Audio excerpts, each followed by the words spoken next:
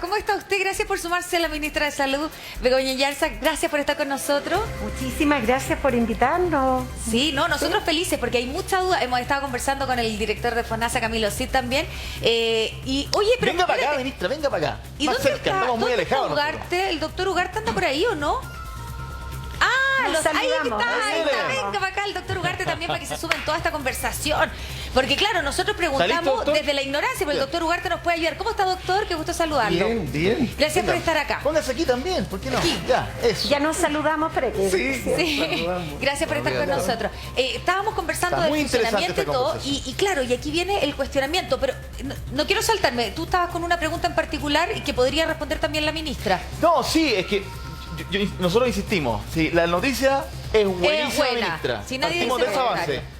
Pero hay cuestionamientos desde el punto de vista de las prioridades, porque hay quienes dicen, particularmente autoridades del gobierno anterior, que, o de otros gobiernos, pero del color del anterior, Piñera, en fin, que no era la mejor idea para partir. ¿Por qué? Porque muchas de estas personas en general ya o prefieren atenderse en el sector privado. Y no estamos mejorando esa eventualidad.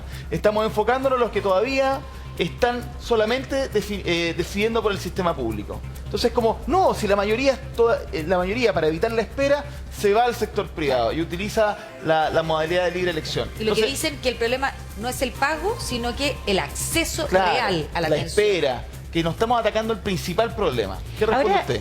yo no sé de dónde sacarían esa información. Yo estuve mirando, bueno, nuestros datos con Camilo, pero también los datos de algunos otros investigadores. Estuve leyendo algunos, en el diario salieron hoy algunos, y todos coincidimos que las personas del tramo C y D que pertenecen a ese tramo, Sí. en general, el 70% de sus prestaciones se hacen en el sector público.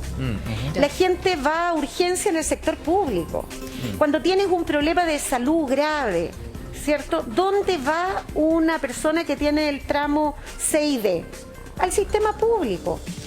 Las mamás, papás que tienen un niño enfermo con una enfermedad, una neumonía, en fin, quizá una radiografía la podrá tomar en libre elección. Pero si la decisión es hospitalización, la hospitalización se hace en el sistema público. Los datos que nosotros tenemos y que otros investigadores coinciden, 70% de las acciones, prestaciones de salud se hacen en el sistema Álvaro público. Erazo nos decía ayer casi el 80 incluso. Seguro. 8 de cada 10. O sea, Hay- es muy contundente el dato que nos da usted. Pero además hay 3,5 millones de personas FONASA, que pertenecen a estos tramos C y D, que solo van al sector público. Ya, contrastemos eso justamente con esta idea que nos decían ayer algunos, como Paula Daza, que la vamos a escuchar ahora, de que insisten, si el copago, si yo elijo por la libre elección, hablemos de ese 20% entonces, el copago es mucho mayor, estamos hablando del 40, Claro. el 50% y nos estamos atacando Afuera. esa eventualidad. Mire, escuchemos y después le permitimos a los dos, por supuesto, responder. Porque cuando uno ve, por ejemplo, los datos que son públicos de FONASA hoy día, ¿cuánto es el copago que significa esta medida? Un poco más de 25.000 millones en el año 2021. ¿Cuánto es el copago en la modalidad libre elección? Es decir, ¿cuánto se copaga en la Sí. modalidad libre elección? Son 403.000 millones.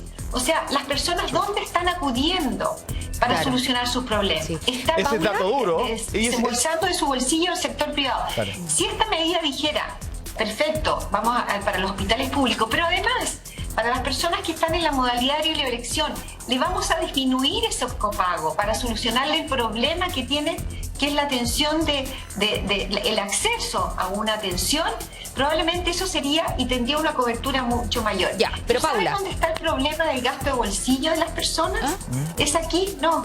El gasto de remedios. bolsillo de las personas está en los medicamentos, Sí. en los remedios. Sí. Ya. Ministra, Me gustó el final. Dice el gasto de bolsillo de las personas, y efectivamente es así. Chile es campeón mundial en gasto de bolsillo, que está en un 34% del gasto de salud, es en los medicamentos. Bueno, esto cubre los medicamentos. Cubre los medicamentos completamente. O sea, aquellas personas portadoras de enfermedades crónicas, condiciones crónicas que requieren medicamentos, van a poder acceder con copago cero. Yo quiero recordar que en Chile hay 11 millones de enfermos crónicos o que tienen alguna condición crónica. Algunas de esas condiciones crónicas tienen medicamentos muy caros. O sea, que son medicamentos biológicos. Yo estoy pensando, por ejemplo, en los inmunosuprimidos que reciben gamma globulina, los insuficientes renales crónicos que reciben eritropoyetina. O sea, estoy hablando de medicamentos muy caros. Y que hoy... ¿Cuánto cuesta eso? Para que... Mira, por ejemplo, el Venofer, que es una inyección que tienen los pacientes de insuficientes renales crónicos de forma sistemática, se lo tienen que poner, debe estar costando, una ampolla debe estar costando 100.000 pesos, 120.000 pesos. Mucho. Ya, pero espérenme, es que nos fuimos para otro lado con el tema de los medicamentos. Lo que quiero decir es que la ex subsecretaria tiene razón en esa tiene parte. razón en esa parte. Ahora, la pregunta es...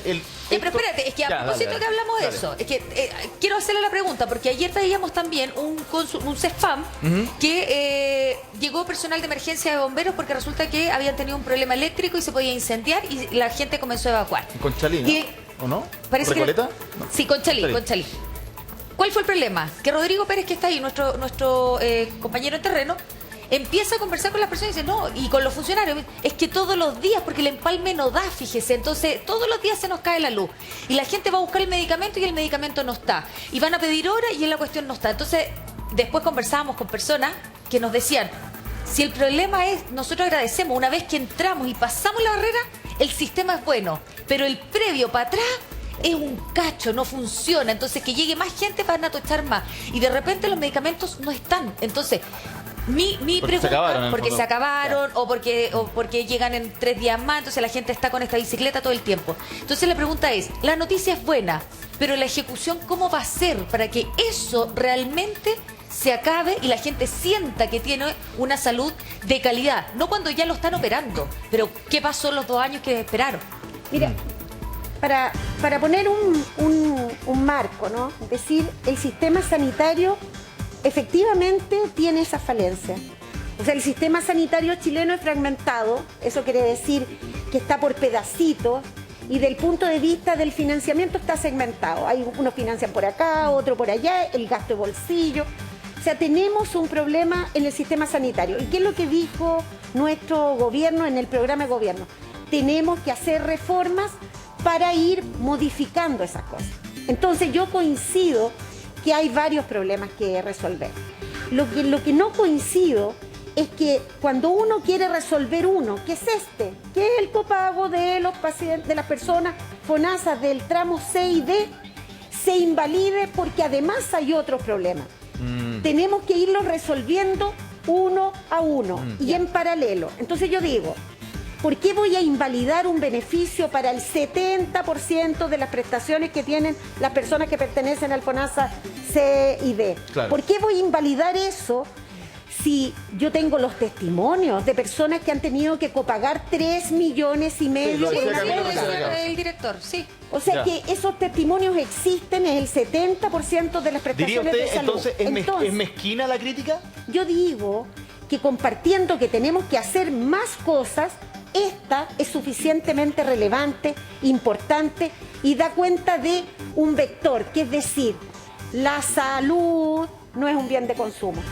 La salud en el sistema de salud chileno y en la red pública es gratuito. Yo creo que ese vector es muy relevante, pero no es una promesa. O sea, el 1 de septiembre yo ingreso al servicio de urgencia grave por un politraumatismo y mi preocupación, la preocupación de cualquiera de las personas que están en ese FONASA 6D, que son jóvenes, jóvenes, mujeres, ingresa al servicio de urgencia y de lo único que no se va a preocupar es de la cuenta. Ya. Eso le estamos garantizando. Fíjate que las atenciones de urgencia, las atenciones complejas, las intervenciones quirúrgicas, ¿dónde las hacen los FONASA C y D? ¿Dónde? En los hospitales. ¿Qué es lo que compran en la libre elección? Escáner, resonador, consultas, exámenes, eso es lo que hacen. Muchas de las personas están en el proceso, voy al médico de familia, al centro de salud familiar y me indican que me van a estudiar para algún examen. Y me dicen un TAC o me dicen una endoscopía y esa persona dice, sí, me mandan al hospital y ahí hay una espera. Sí. Esa persona va y va a la libre elección al TAC. Perdón. Le vamos a arreglar el micrófono, Se le ministra. cayó el micrófono, perdón. Permiso, ministra. La Si pasión, ese el examen- movimiento. Muy bien. Si ese examen, si hacen muchísimas No, gracias. Está bien. Pero- Si ese examen sale positivo, va con ese examen a ver dónde, a resolver su problema. Al hospital. Si ese examen dice que tiene un Acá está el cáncer examen. gástrico. Ya, a ver. ¿Qué hay que hacer con el examen? Con el examen va a su médico de familia y dice, aquí está, adelantó.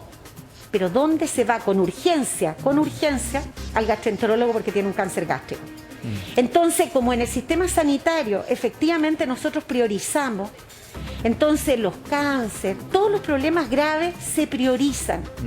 ¿Y dónde se va a operar? Con algún gran cirujano que está en el sistema Sí. público No, de si son salud. buenísimos. Devuélvame el Sino que- examen porque es mi torpeo, Sí. si no, hasta Pero que llegue. espéreme, ayer estaba el doctor Ugarte con nosotros. ¿Se acuerda, doctor? Es que yo no me acuerdo la enfermedad, pero algo tenía un Por señor. ejemplo, una cirugía del corazón, si entra al sistema público va a ser excelentemente bien operado. Una neurocirugía va a ser excelentemente Sí, bien pero ¿se operado. acuerda de Eduardo o Luis? Era el señor que estaba con Eduardo, nosotros. Eduardo. Con Gabriela Alegría. ¿Se acuerda? Que su señora le había puesto un catéter. Le pusieron un catéter porque tenía una obstrucción del drenaje urinario y le pusieron un catéter doble J. Ya. Entonces, le aliviaron la emergencia. ¿Qué pasó después? Que para el retiro del catéter Nunca lo doble llamaron, J, po. ahí tuvo un tiempo de espera muy largo y al final se lo hizo en el sistema privado y la cuenta le había salido 5 Cinco millones de pesos. 5 millones de pesos. Entonces él decía, yo no tengo problema en pagar un sacrificio y todo, pero que el copago sea igual afuera, o sea, es decir, pagar el 20 Claro. o el 10% De hecho, nos afuera. reconocía que el sistema es muy Era bueno muy cuando te bueno. atienden. Y él se atendía en el Sótero del Río y él decía, estaba feliz. buenísimo, buenísimo, si él no desconoce eso. Laura, que era el otro testimonio, tampoco tenía problema con el sistema. Pero decían, el problema es el acceso, el llegar, la espera, que me demoro, que no me anda de llama. nuevo, que Mira, ven mañana. nosotros, y para conversar de eso, porque yo creo que hay que hacerse cargo, lo único que yo quiero decir es que no invalidemos una buena medida, una noticia buena, que va en el sentido correcto, porque hay más cosas que tenemos que hacer. Y una de las cosas tiene que ver con la eficiencia del Sí. sistema. O sea, cómo nosotros somos capaces de responder con los recursos que hoy tenemos. Yo también reconozco que tenemos que tener más recursos. Y ahí está, y paso mi aviso, la reforma tributaria también es para tener más recursos para el sistema. Lo ha dicho el ministro Marcel. Sí. Así que esa propaganda él la hace, yo lo acompaño en esa propaganda. Yo creo que necesitamos reforma tributaria. Pero con lo que tenemos, con los recursos que tenemos. ¿Qué es lo que estamos haciendo? Nosotros tenemos una estrategia de eficiencia muy basada en el informe de la Comisión Nacional de Productividad, que es una comisión que indicó la presidenta Bachelet, que el presidente Piñera dijo, ¿sabes qué? No quiero hablar de la eficiencia en general, quiero hablar de la eficiencia en los pabellones quirúrgicos. Presidente Piñera, segundo gobierno. Yo fui asesora de esa comisión y así que conozco muy bien Sí. eso. Y lo miramos y dijimos, hay cosas que podemos hacer en el hoy para mejorar la eficiencia, sobre todo en los problemas de salud quirúrgico. Ese modelo lo estamos replicando, ya vamos por 6 centros. Ya, ¿Qué pero es lo que ha ¿eso pasado? es plata o eso es logística? ¿Es solo gestión del director, de un coordinador? Es ¿Qué organizar el sistema de forma distinta. Es hacer gestión, pero gestión más moderna, ponerle tecnología, poner los recursos organizados de una forma distinta a la que tradicionalmente tenemos al No, sistema es público. interesantísimo el tema porque uno pensaría Sí. que la espera o los problemas de tiempo tienen que ver con que nos faltan pabellones o nos falta infraestructura. No faltan. Y no, Sí, pero- todos estos son recursos siempre escasos. Pero aquí teníamos también un problema de que muchas veces el pabellón no se estaba usando. Efectivamente, Mira, sobre pero- todo en pabellones hay un detalle. ¿Qué pa- Perdóname, es que nos tenemos que ir a una pausa. Nos tenemos que ir a una Y pausa. estábamos tan Y estábamos entretenidos. entretenidos. Bueno, pero es que usted sabe, por donde manda capitán no manda marinero, pues ministra. A usted le debe pasar lo mismo con su presidente. Así que hagamos una cosa. Contestamos esa El pregunta de los doctor Huerta sí es caballeros. bien capitán, diría yo, ¿ah? Para sus cosas. Este manda. Este manda. Y este jefe Yo también lo en la escuché ayer, UCI. estaba en una consulta por teléfono ahí dando... Sí, no, sí, es bravo, es bravo. En el Ministerio de Salud ni en el FONASA, en ninguna de las dos instituciones se ha tomado ninguna decisión que restrinja los trasplantes y menos los trasplantes de donante vivo. Ahora está una inquietud que se movió por redes sociales por un tiempo. Sí. ¿De dónde nace? Mira, ¿Por qué las personas llegaron a pensar una cosa así? Porque es verdad, lo del donante vivo es bien nuevo y usted nos está diciendo en el fondo que la plata venía de una parte que no tenía que ser. Teníamos que hacer algo distinto. A ver, explíquenos un poquito más, porque insisto, hay muchas personas que se era preguntan. el origen del financiamiento que no corresponde. Pero lo segundo, y yo creo que más importante, es que se iba tomando la decisión uno a uno y muchas veces ex post de que ocurría el propio trasplante.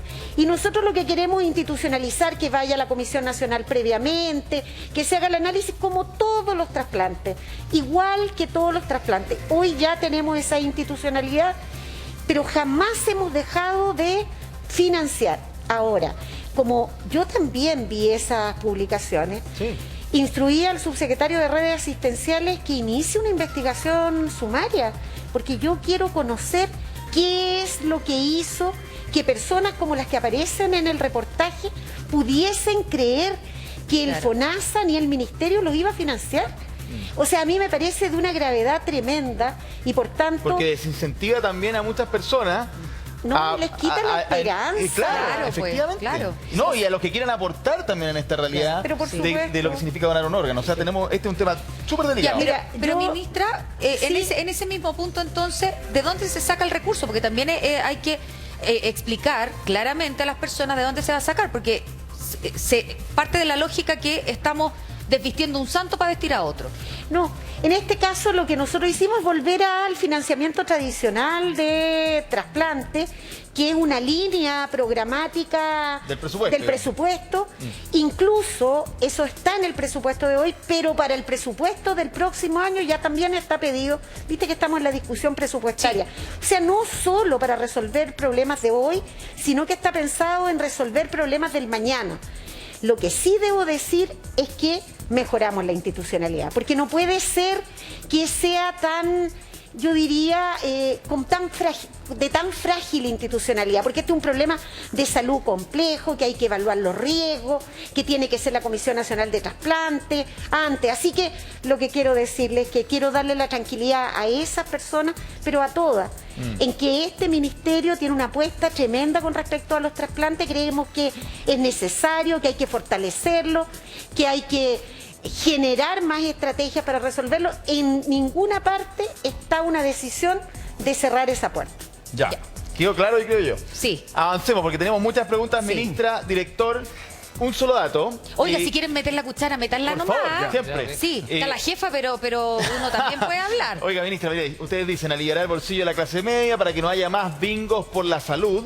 El ahorro promedio por hogar por copago será más de 265.000 pesos al año. Eso de que no haya más bingos por la salud, pucha, seríamos otro país si eso funciona. Ay. Y yo sé que hay harto más paño que cortar, no solamente esto. Pero vamos a alguna pregunta más y seguimos discutiendo en profundidad el anuncio, ¿no?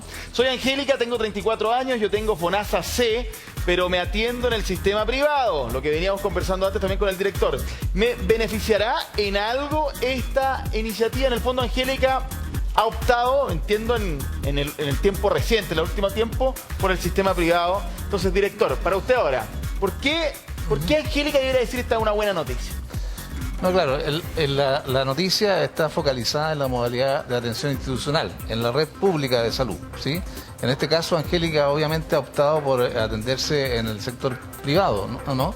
No obstante, seguramente Angélica no ha tenido problemas importantes o graves, digamos, todavía en su vida. Afortunadamente, ojalá no los tenga. Pero en caso de que ella tuviese un problema más importante o más integral que solucionar, seguramente le va a convenir mucho volver al sistema público de salud, que la va a poder acoger sin mayor problema y con copago cero. Ya, pero director, pongámonos en el siguiente supuesto, que Angélica, de 34 años, no tiene hijos. Ya. Que puede ser una realidad. Sí. Que ella trabaja, probablemente puede ser profesional, ¿cierto? Entonces tiene horario de oficina. Ella no tiene tiempo para ir al Cefam a sacar la hora. Entonces ella, ¿qué hace? Se mete al computador, busca una hora en un centro médico y va al centro médico. Y ella paga. La pregunta es, ¿me va a beneficiar a mí en algo esta iniciativa? Es decir, ¿podría en su FONASA C, podría ella pagar solo el 10% del copago? Mira, yo quiero comentarte que llevamos como 10 a 12 comunas donde hemos instalado algo que le llamamos triage, telesalud en los municipios. ¿Y qué es lo que consiste? Esto también en esta lógica de ir escalando. Bueno, llamas por teléfono, te atiende una persona para pedir una hora. Muchas veces, en el 80%, la gente no necesita una hora, necesita un trámite.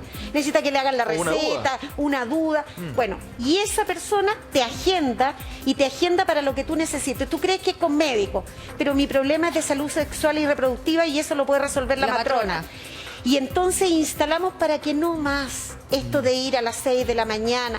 Ha funcionado en esas comunas, pero espectacular. En comunas de la zona sur hicimos este proyecto con la Organización Panamericana de la Salud y ha sido un exitazo. Ya, la pregunta de nuevo de cajón. Entonces, no era plata, era logística. Logística es volver a salirse de la caja y empezar a pensar en el sistema con otra herramienta. Fíjate que lo que El problema, perdona que le interrumpa, es que también tenemos un tema cultural, y quizás te preguntaba al director ya que está a cargo del Fondo Nacional de Salud. Hay muchos que, no sé si es el caso de Angélica, pero cuando te plantean el tema de que voy al sector privado es porque hay una sensación de que allí puedo resolver mejor mis problemas, porque voy a enfrentar menos o burocracia o tiempos de espera, y por lo mismo, director, hay una cultura, una forma de ver a FONASA como si fueran los malos de la película. ¿Cómo cambiamos esa realidad? Bueno, estamos ciertamente FONASA y más bien la red pública, porque FONASA es un intermediador financiero en este caso, ¿no? El seguro. El financiador, no es quien da el servicio. Pero la red pública opera de cierta manera, organizada de cierta manera para hacer lo mejor posible con los recursos que tiene, ¿no? Y tiene una estrategia que es la estrategia de atención primaria de salud, ¿no? Entonces trata de responder en el lugar donde es más económico, pero también es más efectivo, allí donde y está más cerca de la gente, ¿no? Sí. Y entonces esa es la estrategia que nosotros estamos tratando de desarrollar. Ciertamente es distinto a la modalidad de libre elección. Lo que pasa es que la modalidad de libre elección justamente no tiene esta mirada integral, ¿no? Entonces puede salir a hacer un examen, pero siempre va a tener que volver. Es más individualista, tú vas y... Pero también en términos sanitarios, ¿no? En términos sanitarios, un tratamiento es difícil que solo en la modalidad de libre elección usted tenga un tratamiento completo, ¿no? Lo más probable es que sale a buscar una consulta, un examen que no ha tenido acceso rápido, pero después tenga que volver al sistema público para que sigas la mirada. Y ahora va a integral. costar cero. ¿Sí? Y ahí está el punto. Tenemos más preguntas de las personas, videos para ustedes, autoridades, doctor Ugarte. Vamos. ¿Qué pregunta tenemos ahora? Hola, soy Javiera. Quería saber si hay que hacer algún trámite para activar el copago cero o es de forma automática. Buena pregunta. Gracias, Javiera. Automático. Ya. O sea, desde el 1 de septiembre no va a haber alguien que te diga la recaudación venga porque tiene que dar el 10 o el 20, no más. Ya. Todos los sistemas informáticos de la red van a estar O sea, habilitados. cuando llegue la para persona, que el eso no clásico, ocurra. ¿cuánto debo? Nada. Nada. Ya. Punto. Vamos a ver la siguiente. De hecho, yo creo que vamos a poner ahí en las recaudaciones, yo creo que vamos a poner un corazón, te estamos cuidando, en fin, Ya. vamos a hacer algo que signifique que para la gente también eso tenga una visualización a partir del 1. Ya. Vamos a ver más preguntas. Oye, llegaron una cantidad de preguntas. Dice, ministra, usted dijo que no había letra chica. ¿El copago incluye todas las patologías y procedimientos? No hay letras chicas. Ya. A mí me gusta tanto decir eso, porque todo, las prótesis son caras. Mujer de 65 años, prótesis de cadera, prótesis de rodilla, Sí. cero.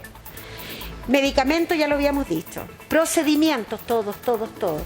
Las intervenciones quirúrgicas, todas las atenciones de especialidad. Lo dental, hubo gente que me preguntaba a mí, ¿y lo dental? Lo dental todo está cubierto también. Salud mental también. O sea que no hay ninguna actividad que se haga en la red pública de salud que vaya a tener costo. Sí, Ya. a mí me gustaría complementar porque efectivamente esto es súper objetivo, ¿no? Tiene muchos años de vigencia el arancel del FONASA, ¿no? Se trata de más de 2.500 prestaciones que pueden ser objetividad porque pueden ser vistas en la página web del FONASA, que están disponibles, o sea, toda la atención posible que hay en el sistema de salud, incluyendo aquellos que son trasplantes y son de la modalidad de atención institucional a los cuales nos estamos refiriendo hace un rato. Sí. Ya, pero en esa misma línea, entonces, Ayer Laura decía, son 5 millones, y lo veíamos recién, son 5. Laura era una persona con la que conversábamos ayer en la calle. Y Ñuñoa ella era. decía, Ñuñoa, y ella decía, tenía 3 niñitos, además. Y ella le correspondía A, pero pagaba el fondo A, pero le pagaba el 26.000 pesos para estar en el B, para poder tener esta libre elección. Y ella decía, 5 millones más de personas, con lo que nos demoramos hoy día en atención, con lo que nos demoramos en urgencia, en conseguir una hora con un especialista, va a ser peor, se va a tochar más el sistema. Entonces, ¿cómo le respondemos a esas personas? Pero a Laura le tenemos que decir que no es que llegan esas 5 millones de personas, esas 5.388.000 FONASA de tramo 6D, en el 70% de la educación están ahí con ella. O sea que no es que no hayan estado, no son nuevas, están ahí con nosotros. Ya. ¿Puedo hacer un comentario? Por Porque supuesto. acá hay como que hubieran dos cifras. La cifra que da la ministra, que habla del 70, el 80% de las personas que están en el sistema institucional de atención, y la cifra que da la subsecretaria, de un monto de dinero muy importante que se gasta. La subsecretaria Daza, ex subsecretaria Daza. Subsecretaria en la atención de libre elección. ¿Qué es lo que pasa? ¿Por qué es la diferencia? Porque en la atención institucional hablamos del número de personas que se atienden ahí, el 70, el 80%. Lo otro es el monto de dinero, porque Que sale de las personas. que sale de las personas, porque el 56% de esas atenciones lo paga. tienen que pagar de bolsillo, y eso hace un monto mayor.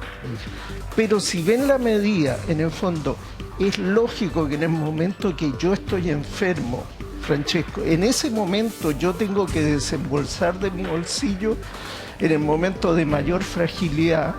Parece que no, y parece que tener copago cero para ese 70-80% objetivamente es razonable y es una buena medida, o sea, siendo solo desde el punto de vista sanitario. Es que yo insisto, ya que entró en ese detalle, que bueno, doctor, que nos hace porque las autoridades del ex gobierno, lo que han dicho, ministra, y repito, es que si bien puede ser una excelente medida, algunos dicen que no, pero digamos que es buena, no es el principal problema, porque el principal problema sigue estando en que el sistema está atochado de personas, la lentitud, la espera, en fin. Ya hablamos ¿Qué respondemos del frente a triage, ya hablamos del triage y el que se está acceso implementando. mediado por una llamada por teléfono fácil, te agenda, y eso está en 10 comunas y vamos a escalarlo. Yo les quiero contar de otra medida que tiene que ver con lo que estábamos conversando de la Comisión Nacional de Productividad y las recomendaciones que hizo la Comisión al gobierno del presidente Piñera. Yo trabajé en esa comisión y nos las trajimos al ministerio. ¿Y qué es lo que estamos haciendo? Cambiando la forma de organizar los recursos. Y ya lo tenemos en 6-7 centros en que estamos haciendo modelo Comisión Nacional de Productividad. ¿Y qué significa eso? Que en esos pabellones que tenemos este modelo, estamos operando 5,6 cirugías al día. El promedio de cirugías al día que tiene el sistema sanitario chileno en nuestro informe, recolectando las cifras de 5 años para atrás, 2,7 cirugías por pabellón. Lo que quiero decir, que instalando una forma de organizar los recursos de manera distinta, logramos el doble. Entonces, extraordinario, ¿eh? Esta medida, esta idea nuestra de aumentar la eficiencia cambiando algunos factores productivos, eso lo estamos escalando. Entonces nosotros soñamos que este año vamos a llegar a 16 centros y el próximo año nosotros queremos ahí escalar nacionalmente, porque creemos que durante estos 9 meses, que desde marzo que llegamos... ¿Cuántos centros tenemos en total? 7. No, Ya. me refiero en total. En total en el país. Ahora, 16. Nosotros lo que nosotros nos gustaría es que en cada región nosotros tuviéramos esta forma de trabajo convertida en un centro de resolución regional, que haga cirugías mayores ambulatorias, que haga procedimiento endoscopía alta, baja, fibrobroncoscopía, en fin, exámenes, vale decir, estoy hablando del TAC, el resonador, la ecografía, la mamografía, todos esos exámenes. Entonces, lo que le pasa al sistema sanitario chileno, y ese es nuestro diagnóstico, es que enfrentado hay dos formas, como decía Camilo: la atención primaria, cercana al territorio, integral, viendo la prevención, y el hospital, complejo. ¿Qué le falta al sistema sanitario chileno? Un centro intermedio que resuelva estas cosas, porque entonces el hospital no puede resolver la endoscopía, el tamizaje oncológico y además la gran cirugía. Entonces nuestra idea es que el próximo año la instalación de varios centros de estos de resolución que hagan esto de una forma más rápida. Eso que iba a buscar la... ¿Quién era? Se llamaba... Laura.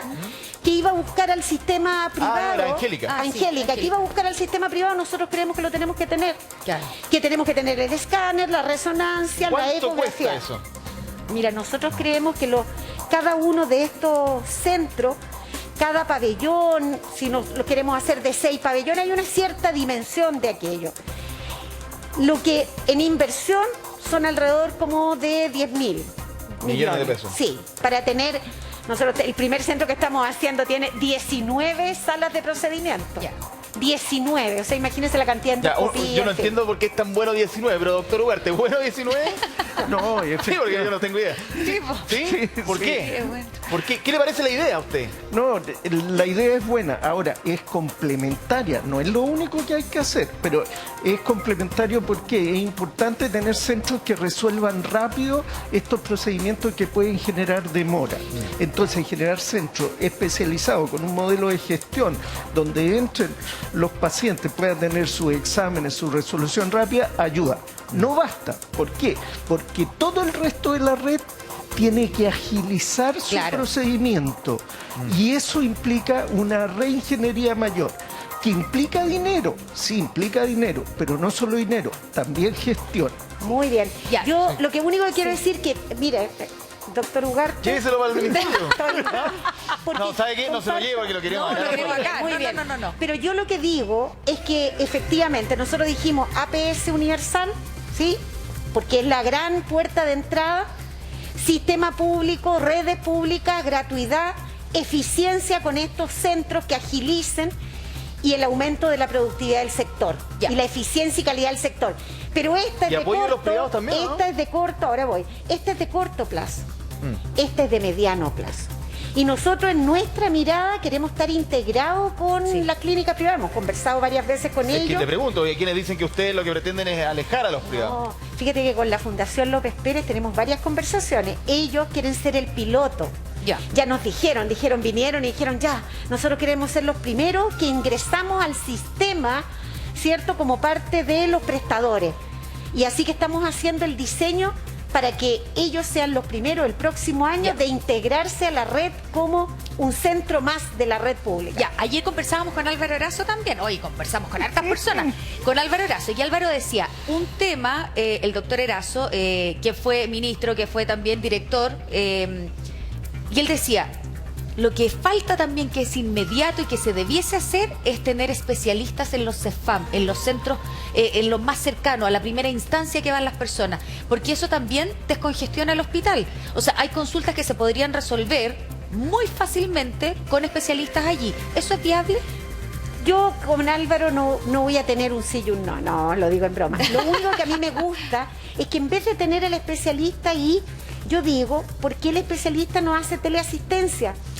Yo soy médico de familia, estoy acá, ¿cierto? Sí. Tengo un problema que, cito los problemas que tengo algunas dudas, dermatológico, en fin, de algunas especialidades que quizás en mi formación yo no fui y son más complejos también. Claro. Listo, teleatención.